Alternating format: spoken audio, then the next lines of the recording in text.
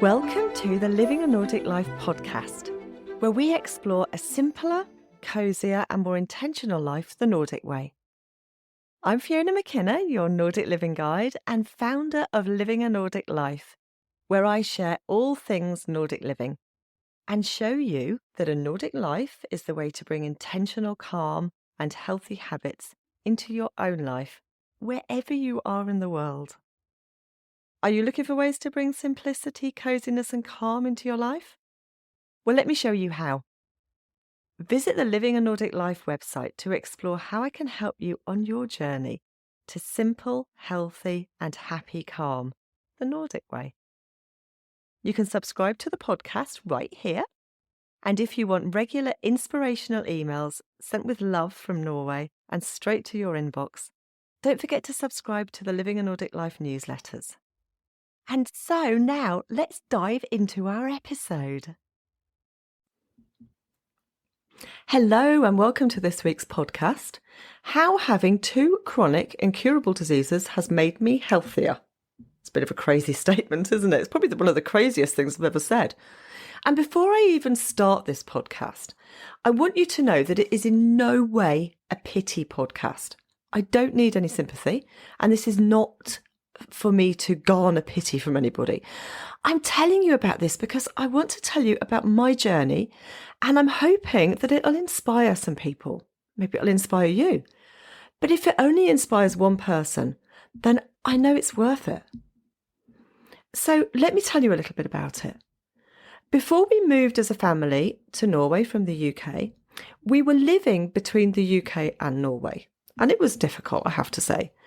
I had the children most of the time in England, and Andre was in Norway working. I was working as well, but I was self-employed, so it was a little bit easier. And the kids were at school in England.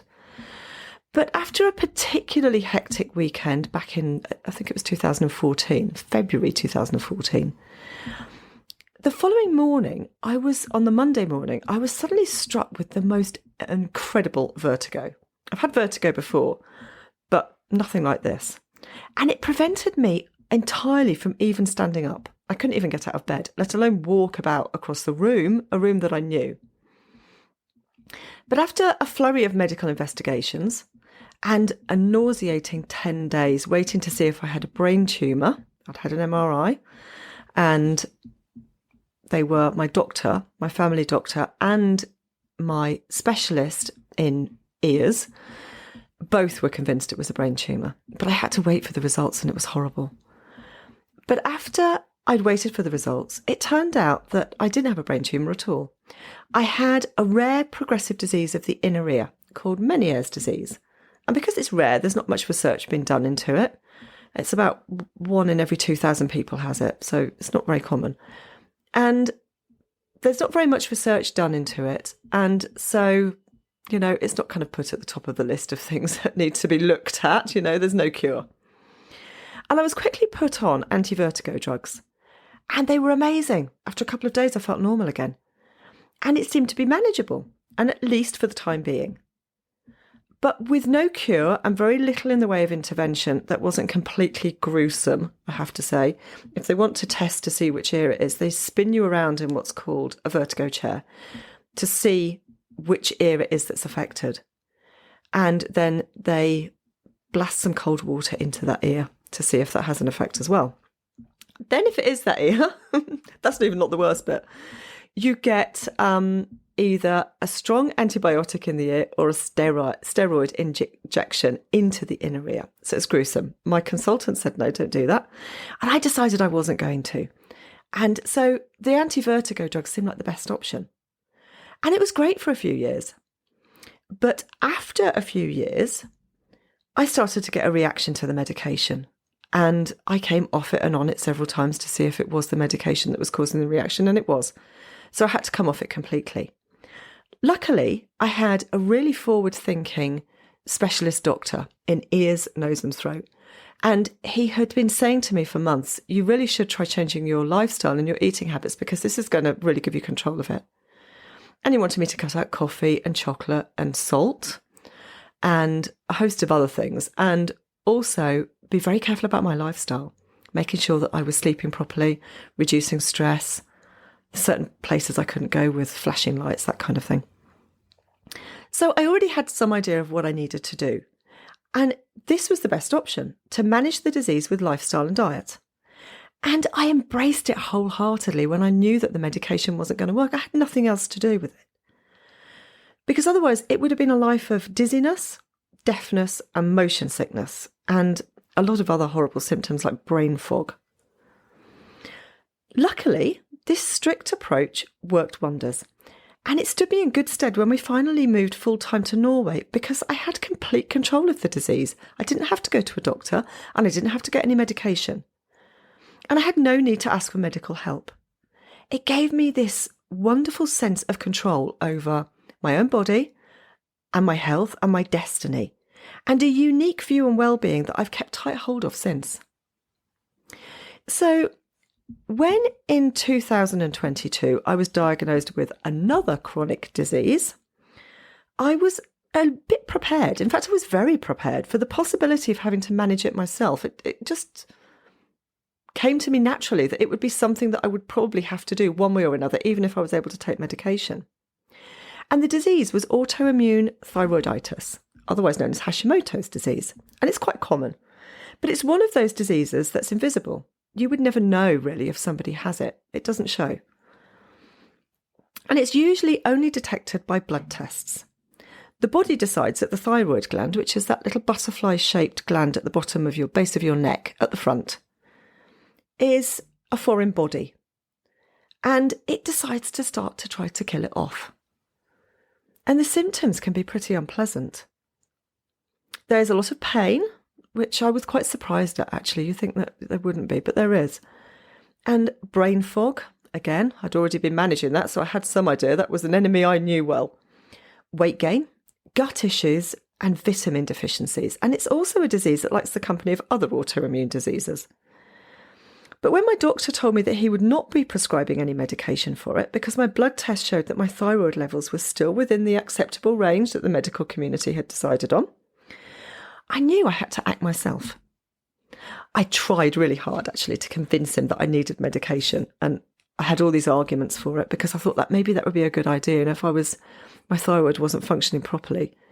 But he couldn't give it to me because those were the guidelines that they had to follow. And I would only get it when my thyroid was pretty much dead.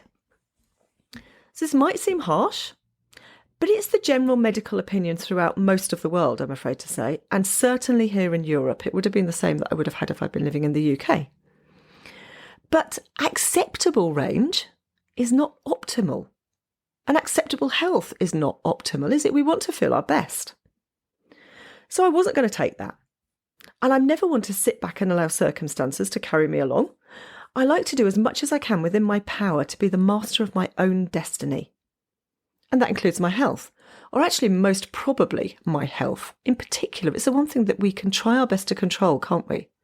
I mean, there are obviously certain circumstances where you can't because it's taken out of your hands completely, but there are still elements of your health that you can control. And for years, I've been embracing this Nordic lifestyle that I talk about all the time, and some Nordic habits that included a very healthy diet and lifestyle. So it was really easy to look to that to get me through this. And the changes I needed to make were not quite as complicated as I had first thought when I had the diagnosis. But all of these things that I was doing without thinking much have now become really important in my life. And I know that they're things that we can all bring into our own lives to live more healthily and more mindfully, the Nordic way. So do you want to know what they are? Yeah? Great, I'm going to tell you. The first one is eat healthily for as much of the week as you can. And it's fairly obvious, I'm sure, but it's tempting sometimes to forget it. And then a week passes, maybe 2 weeks, maybe even a month. And before we know it, our healthy eating habits have slipped away completely. I find that the best way to achieve a healthy diet is to fill the fridge and cupboards with all those things that I know I can eat.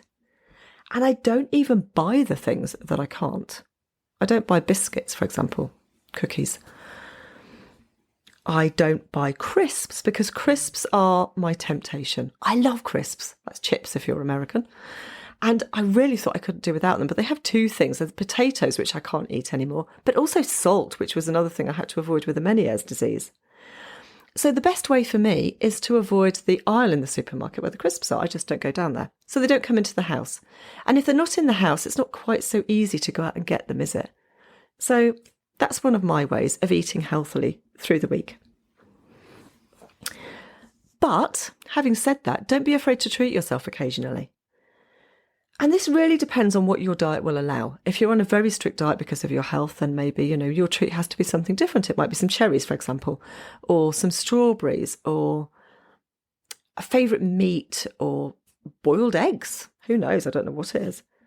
And I have a fairly restricted diet now with no gluten, no dairy, sugar, and there's a few other things I can't eat as well. But there are still some treats that I can and I do enjoy, and it feels justified to have them every now and again. But if you're not as restricted as me, you can treat yourself whenever you feel like it. But here in the Nordics, we like to do that towards the weekend or in the middle of the week on a Wednesday. But what we don't do is feel guilty about it. We never do that. And this is the crucial part. Forget about feeling guilty and know that you deserve that treat because you've done the first thing. You've been eating healthily all through the week as much as you can. So do not be afraid to treat yourself occasionally or once a week. Why not? We deserve that. The next thing that always stands me in good stead is getting outside and moving your body. And I'm always talking about this. I think I probably talk about this in every podcast, don't I? You can message me and tell me if I do. I'm sorry if I keep repeating myself, but it is really important. And it's the one thing that I fall back on constantly. Nature is this great medicine. It's incredible.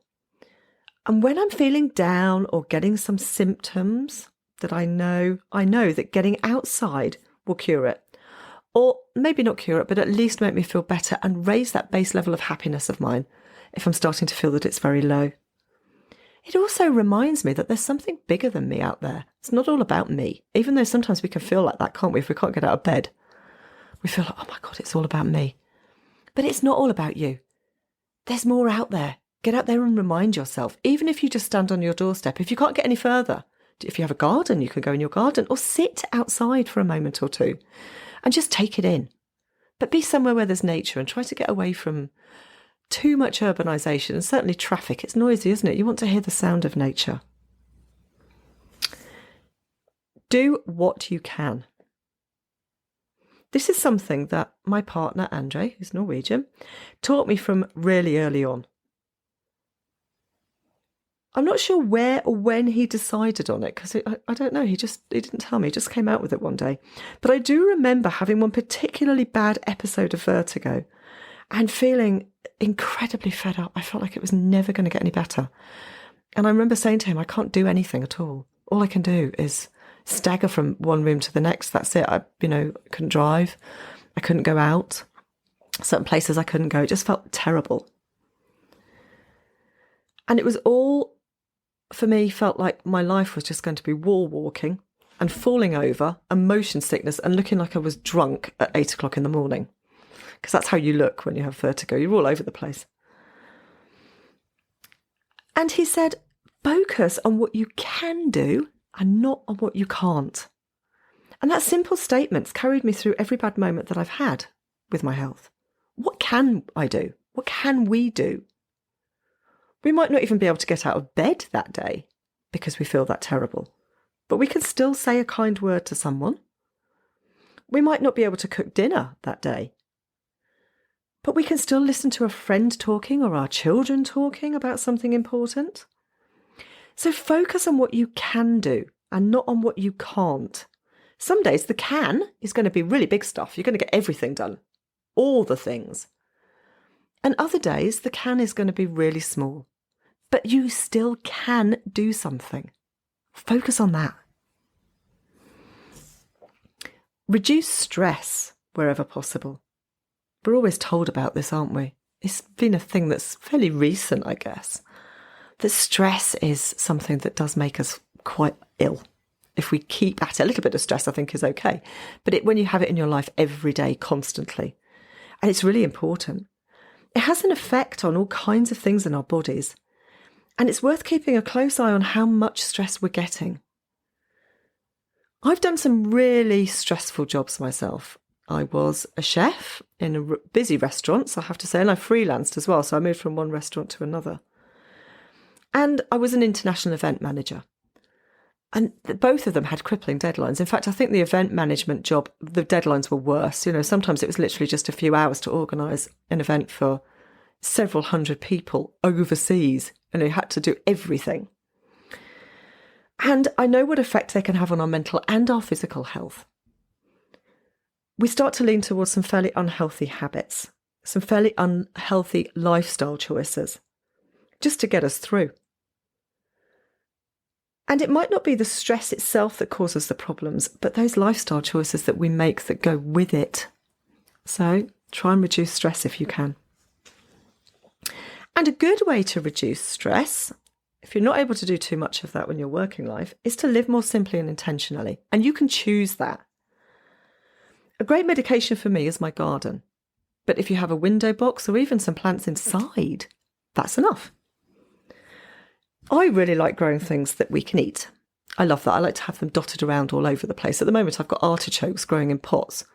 I've only grew them this year, so we're not going to be able to eat them until next year. So I'm going to take them through the winter, bring them out again. But they look amazing. And I've had tomato plants in pots as well. Again, they look amazing. And tomatoes are a really colourful thing to have, aren't they? So it brightens up anywhere. But it's simple and rewarding and slow. The slow, intentional part is the most important part, in my opinion. We're forced to stop and follow nature and the speed at which it moves. And sometimes nature's fast, isn't it? I could be really surprised by this. I'll leave my tomatoes for a day. I'll go outside and I have all these side shoots growing everywhere. I'm like, where did that even come from? I have to stop pulling them all out. And I was only out there the day before. Or a courgette, for example. Courgette growers will know exactly what I'm talking about here. There are no courgettes, are there? And then you go out the following day and there's this thing that is, like some kind of torpedo. Where did that even come from? Did I miss that? Was it under a leaf? It just seems to have grown overnight. But then there are other things that seem to take forever, like my lettuces. I really want them to grow and they seem to take weeks and weeks and weeks. It's like watching paint dry. But it's all at nature's pace. And it reminds us to slow down and be intentional with what we choose to do. Slow, intentional living can be whatever you choose it to be. It doesn't have to be gardening. But be sure that you're making choices and you're not being bowled along by life. Just stop and make those choices yourself. You can choose to slow down. You have that choice. So I hope that this slightly more unusual podcast has given you a little bit of inspiration to take a hold of your health yourself if you have to, and think about the things that you can do and the choices that you can make and the ways in which you can have more control over your health yourself. And I will talk to you in the next podcast. See you then. If you've enjoyed this episode, please subscribe to the Living a Nordic Life newsletters so you can get an email when I release a new episode. It's a quick and easy way to keep up with all things Nordic living. Please visit livinganordiclife.com. You can listen to Living a Nordic Life on lots of podcast apps, including Spotify, Apple Podcast, Google Podcasts, and plenty of others. If you've enjoyed the Living a Nordic Life podcast, why not leave me a rating? So that's the end of Living a Nordic Life for today, and I look forward to seeing you next time.